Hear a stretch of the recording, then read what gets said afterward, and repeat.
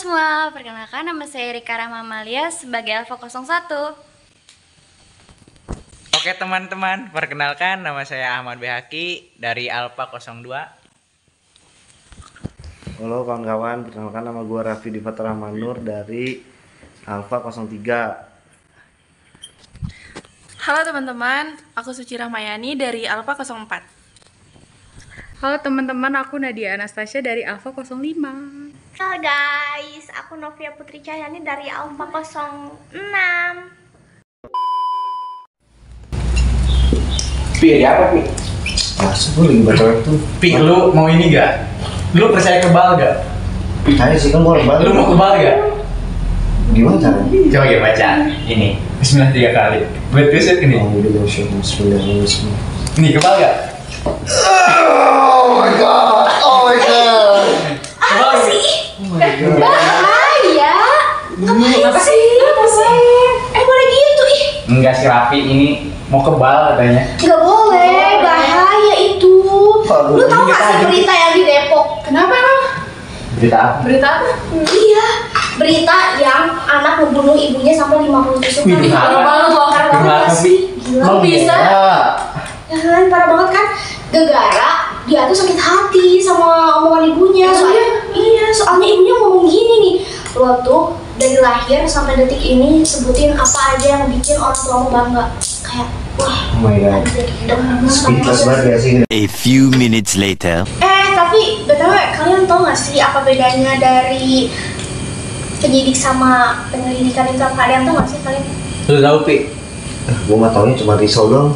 Ini molen. Tahu gak? Kalian tau gak? Enggak. Coba deh, nah kayaknya lo tau deh, tau gak? Nih, dari buku ini sih ya, katanya menurut KUHP pasal 1 angka 5 disebutkan penyelidikan adalah serangkaian tindakan penyelidik untuk mencari dan menemukan suatu peristiwa yang diduga sebagai tindak pidana guna menentukan dapat atau tidaknya dilakukan penyidikan menurut cara yang diatur dalam undang-undang ini.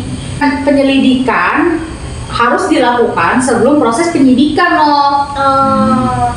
Menurut yang tadi telah dituturkan nih, apa sih pelaksanaan dari penyelidikan itu? Enggak. Soalnya tau gue, iya Kayaknya gue habis banyak. baca di waktu itu. Coba Tadi Raffi nanya apa ya? Pelaksanaan pelaksanaan. penyelidikan. Yes. Nih, gue nemu nih. Jadi pelaksanaan itu ada di pasal 24. Itu isinya ada pengelolaan tempat kejadian perkara atau sering kita dengar TKP. Nah, olah TKP memiliki banyak tujuan, diantaranya mencari dan mengumpulkan keterangan, petunjuk, barang bukti, identitas, tersangka dan saksi atau korban untuk kepentingan penyelidikan selanjutnya. Kalau kebakar tuh gimana? Kebakaran. Maksudnya gimana sih, Bay? Penyelidikannya gimana kalau kebakar? Iya. Oh, Kalau TKP-nya, berarti cari ini dong, berarti cari pelaku yang iya, atau nggak cari sumber misalnya sumber apinya kan? sumber apinya. Mungkin ada, bisa aja dari kayak orang habis ngerokok itu buang puntunya sembarangan, bisa aja dia menyebar gitu, jadi membesar, semakin membesar. Mungkin bisa jadi karena fenomena juga sih. Iya, atau bisa jadi karena tadi, apalagi kalau harinya panas itu cukup banyak. Oke, lanjut. Terus ada lagi, selain itu olah TKP juga untuk mencari hubungan antara saksi atau korban, tersangka, barang bukti, memperoleh gambaran modus operandi tindak pidana yang terjadi.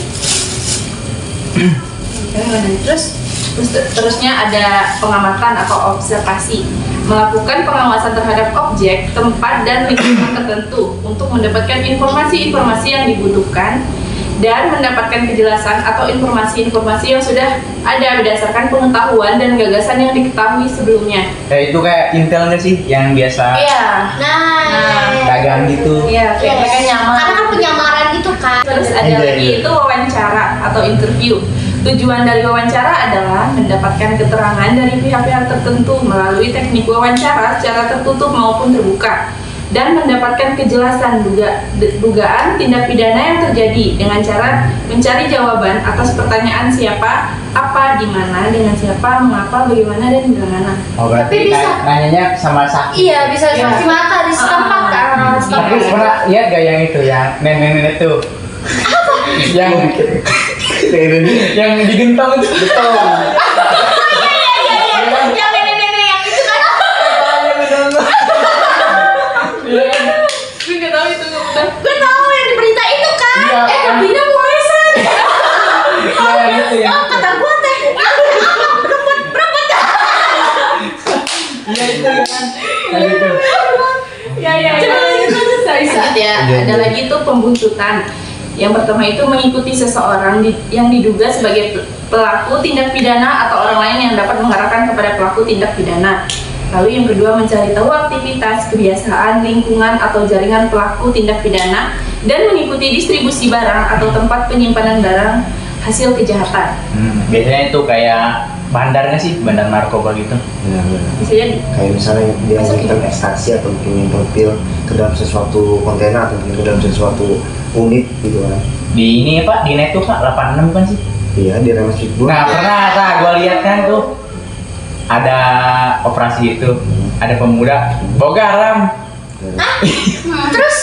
terus diperiksa sama polisi. Ternyata bukan garam. Bukan Garam garam api. dirasain sama polisi itu garam asli.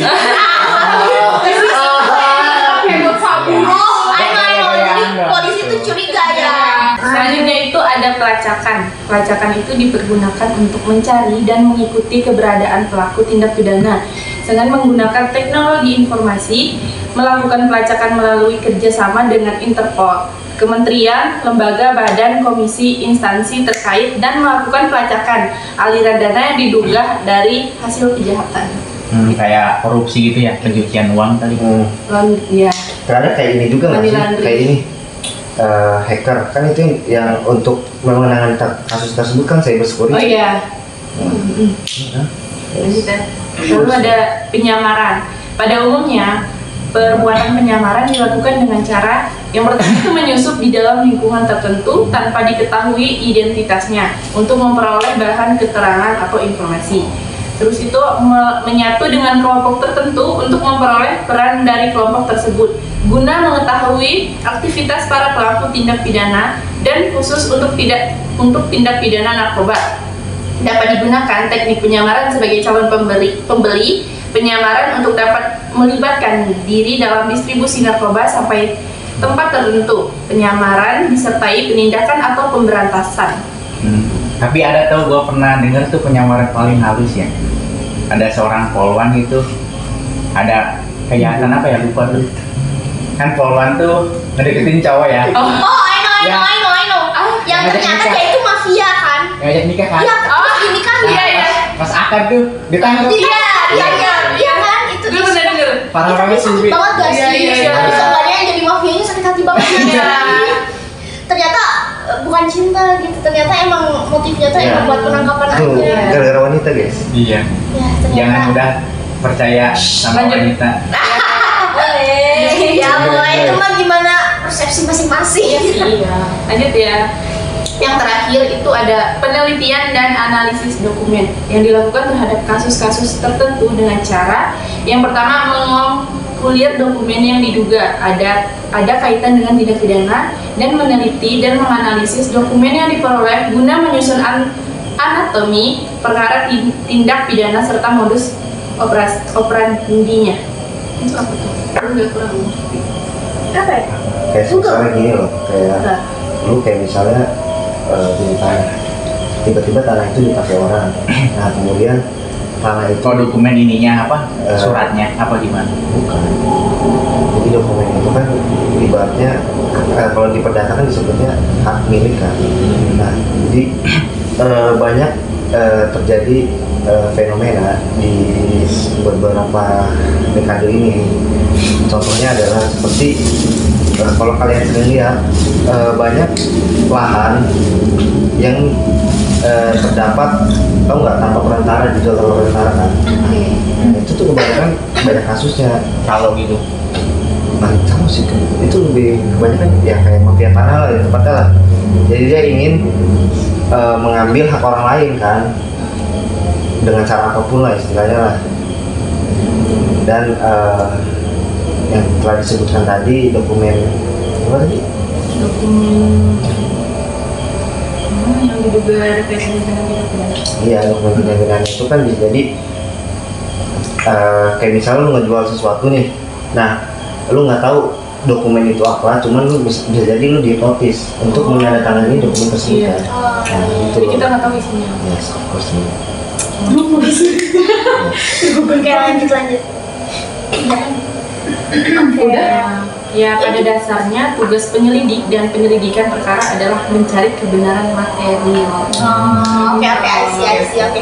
Tapi kalau penyidik itu gimana sih? Lo tahu sih, Er? Tahu nih, gue nemu di buku langsung pidana nih.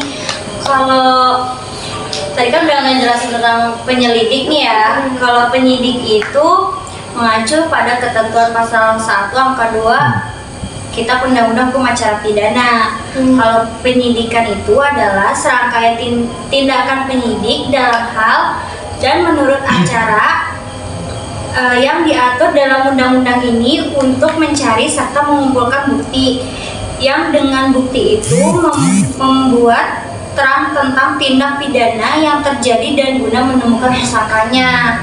Tapi diatur juga ditegaskan nih di dalam bab 1 tentang ketentuan umum pasal 1 angka 1 junto pasal 6 ayat 1 KUHP, bab 1 pasal 1 angka 10 dan 11 Undang-Undang Nomor 2 tahun 2002 nih, bahwa penyidik ini adalah pejabat polisi negara Republik Indonesia atau pegawai negeri sipil tertentu yang diberi wewenang khusus oleh undang-undang untuk melakukan penyidikan. Semua itu berdasarkan undang-undang. Gitu. Jadi orang biasa kayak kita nggak bisa dong menyelidiki gitu. Sebenarnya Nggak bisa dong. Nggak Kan bisa ada dong. wewenangnya. sudah ada wewenangnya Iya. diatur oleh undang-undang. Kan ada tugasnya juga. Yang Iya. menyelidiki sama penyidik sama penyelidik itu kan ada. Terusnya lagi itu ada dimensinya dalam penyidik itu. Jadi ada proses, terus ada aspek-aspeknya. Nih ada aspek yang pertama itu tindak pidana yang telah dilakukan. Yang keduanya tempat tindak pidana dilakukannya itu disebut juga locus delicti. Terus waktu tindak pidana dilakukan, tempus delicti. Terus ada cara tindak pidana dilakukan, dengan alat apa tindak pidana dilakukan, latar belakang sampai tindak pidana tersebut dilakukan. Nah, yang terakhir itu siapa pelakunya. Gue juga ada ini nih. Jadi kalau misalkan penyidik sendiri ya, terdiri dari polisi negara Republik Indonesia sama pegawai negeri sipil tertentu yang diberikan wewenang oleh khusus undang-undang. Nah, tapi kan ada syarat-syarat tertentu nih. Jadi kayak harus punya jabatan sekian. Misalkan kayak gini.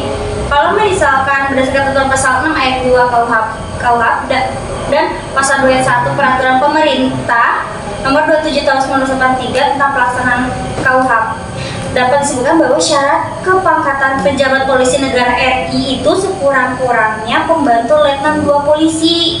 Sedangkan pejabat pegawai negeri sipil tertentu sekurang-kurangnya mengatur muda tingkat 1, golongan 2 atau B, atau yang disamakan dengan itu. Nah, kalau di dalam suatu daerah tidak terdapat pejabat penyidik berpangkat pembantu letnan 2 polisi ke atas berdasarkan ketentuan pasal 2 tadi ayat 2 PP nomor 27 tahun 1993, komandan sektor kepolisian yang berpangkat bintara di bawah pembantu letnan 2 polisi karena jabatan adalah penyidik. Nah, oke.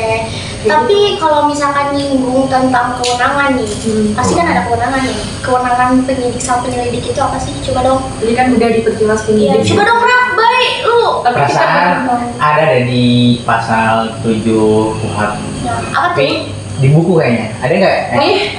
Ini kah? Coba. Coba buku mana? Dia tuh KUHP. Nah, coba Iya, dong. Pelan tuh itu. Oh ini ada.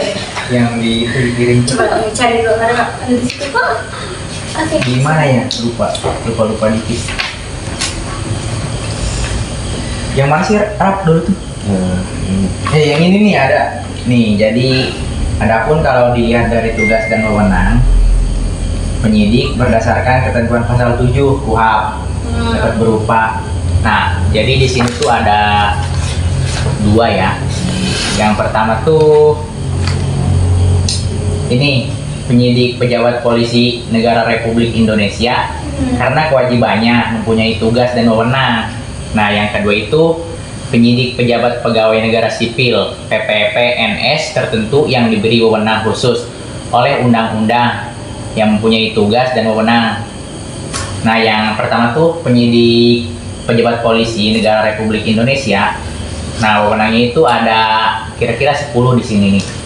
Yang pertama yaitu menerima laporan atau pengaduan dari seseorang tentang adanya tindak pidana. Nah, jadi kalau polisi itu belum menerima laporan, mereka itu nggak bisa langsung mengadakan penyidik itu. Nah, keduanya itu melakukan tindakan pertama pada saat di tempat kejadian. Nah, kayak yang tadi tuh melakukan tindakan pertama yaitu datang ke tempatnya gitu, kayak olah TKP gitu. Iya. Pasti. Nah, nyari bukti di situ ada apa aja. Nah, selanjutnya yaitu yang ketiga, menyuruh berhenti seorang tersangka dan memeriksa tanda pengenal diri tersangka. Nah, yang gimana ya? Ada yang paham?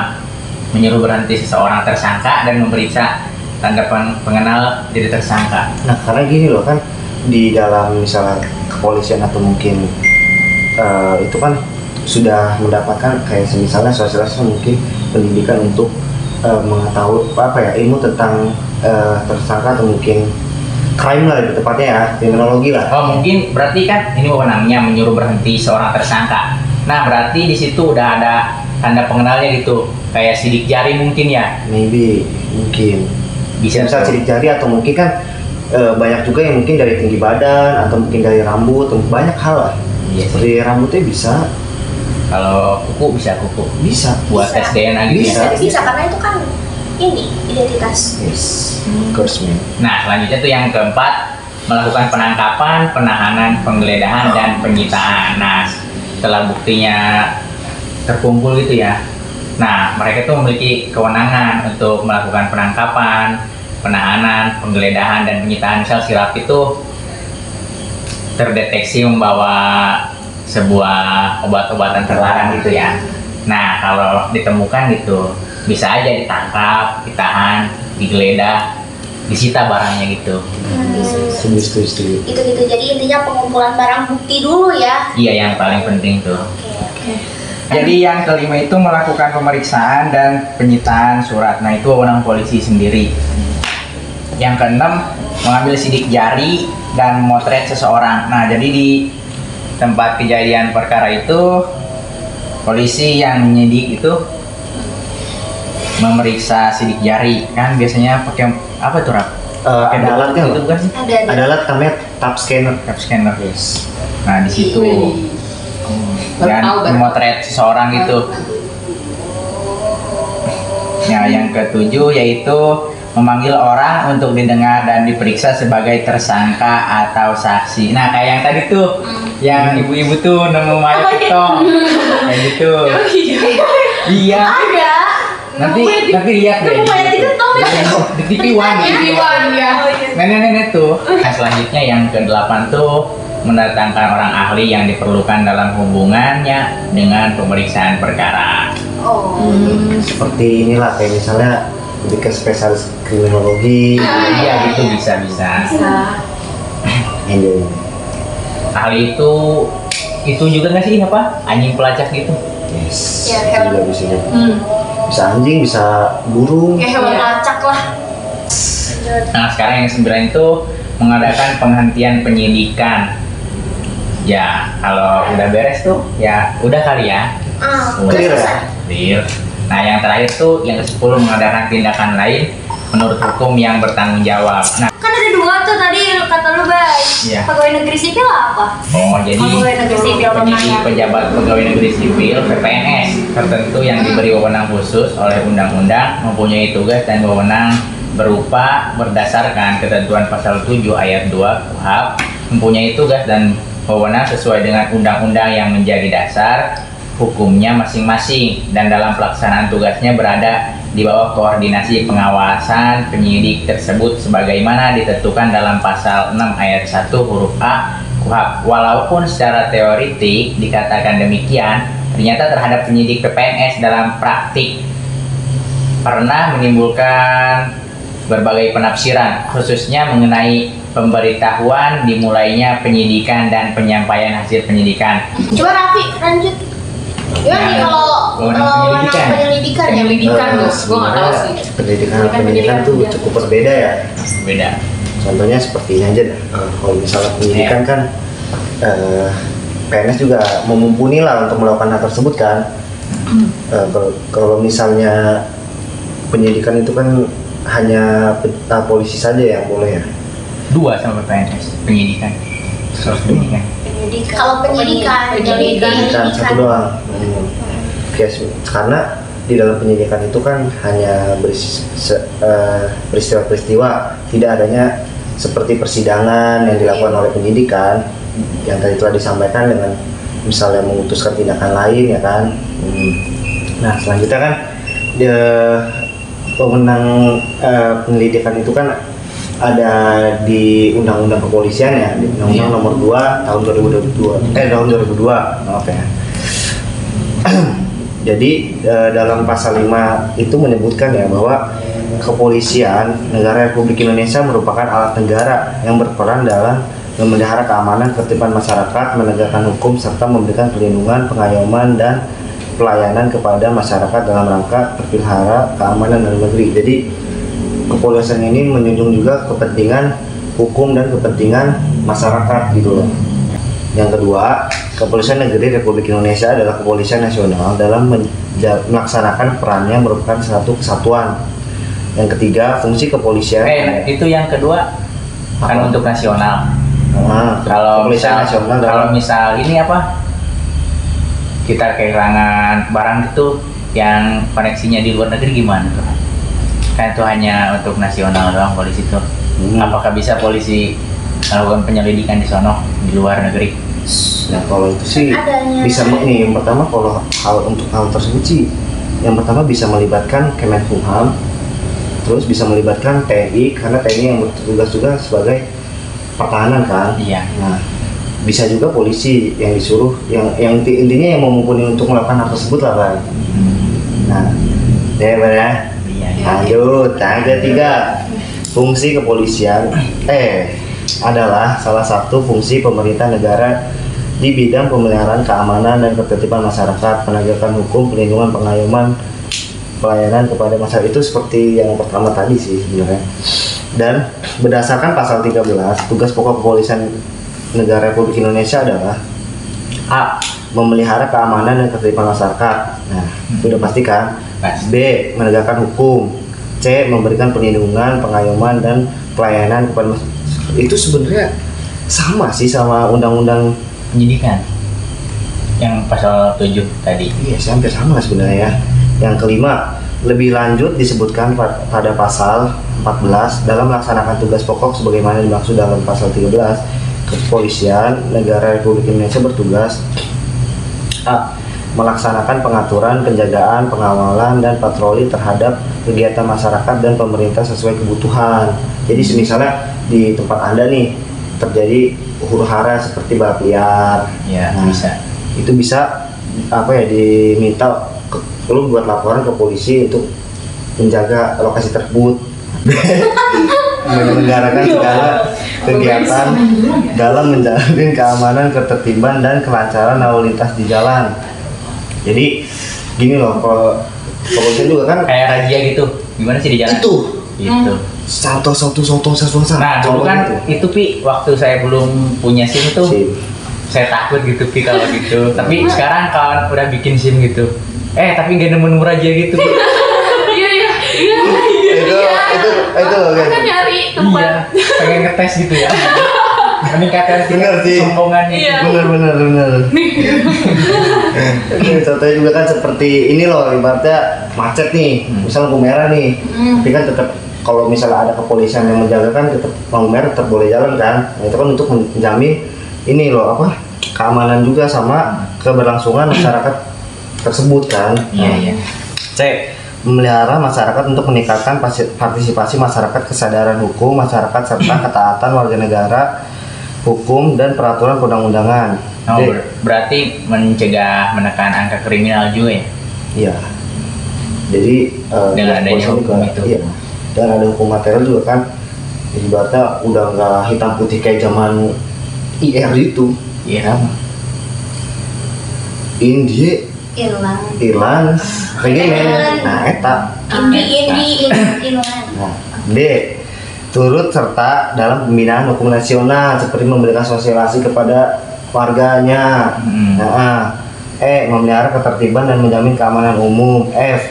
Melakukan koordinasi, pengawasan dan pembinaan teknis terhadap kepolisian khusus, penyidik, pegawai negeri sipil dan bentuk-bentuk pengamanan swakarsa.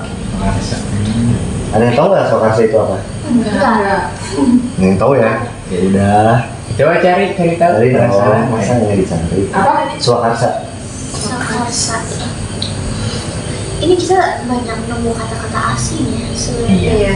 Kayak tadi Mungkin tindakan karena, lain ya. karena kita masih awam Mungkin juga. itu sama kayak emang belum paham. Iya, terus sama yang kayak maksud dari tindakan lain menurut hukum yang bertanggung jawab, Nah. ya kan? Tapi kalau di sini ya, tindakan lain adalah tindakan penyelidik untuk kepentingan penyelidikan. Oh, seperti rekonstruksi. Tau nggak lo rekonstruksi kejadian kan? Iya. Kayak misalnya Mario Dandi yang siu. Oh, I know. Gara-gara abis nonton Ronaldo itu, Pi. Terusnya lagi, kalau untuk melakukan tindakan lain itu ada beberapa syaratnya tau.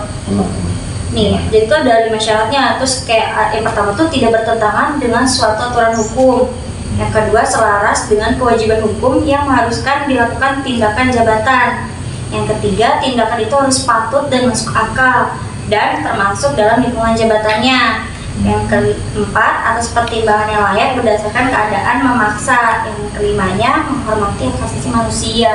Nah, kayak tadi swakarsa apa nih? Kalau swakarsa apa? Swakarsa tuh itu tuh menurut KBBI itu adalah keinginan atau kemauan sendiri yang timbul tanpa dorongan atau paksaan dari pihak lain. Oh, oke. Jadi kita paham nih ya, sedikit-sedikit memahami dari penyidikan dan penyelidikan itu apa. Seenggaknya kita pahamlah sedikit demi sedikit. Ya walaupun emang ada beberapa kata yang kita belum pahami. Penyelidik merupakan pejabat Polri. Hal ini diatur pasal 1 angka 4 KUHP sebagaimana pengertian penyelidik yang diatur dalam pasal 1 angka 5 KUHP. Maka pada hakikatnya merupakan tindakan untuk 1. Mencari dan menemukan, 2. Peristiwa yang diduga sebagai tindak pidana, 3. Menentukan dapat tidaknya dilakukan penyidikan. Nah, yang dimaksud dengan tindakan lain menurut yang bertanggung jawab berdasarkan pasal 5 ayat 1 tadi KUHP di atas, yaitu tindakan dari penyelidik untuk kepentingan penyidikan dengan syarat tadi yang telah dijelaskan oleh Erika ya.